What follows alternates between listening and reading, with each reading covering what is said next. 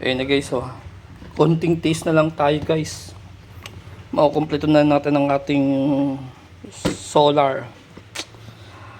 Siyempre, kaya lang naman tayo napilitan mag-solar guys. Kasi nga, lagi na lang brownout dito sa amin. Kung hindi brownout, pitik. Talagang napakapangit ng serbisyo guys.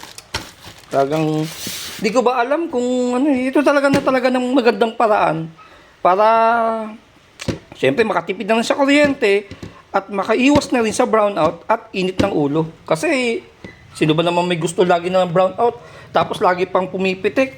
Siyempre nakakasira ng appliances yun. Di ba? Ito na yung aking inverter guys at ito na rin yung aking distribution box. Ito na yung anti-kidlat natin and then ito yung pinaka main breaker ng ating DC battery na 24 volts. Ayun guys, hinintay ko na lang yung battery ko. Tapos, yung ating solar guys, is i-ready na rin natin para anytime na makompleto natin yung ating pyesa is talagang ilalatag na natin to para in case wala tayong masyadong problema.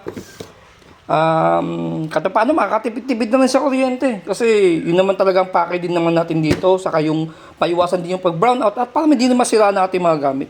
Thank you guys.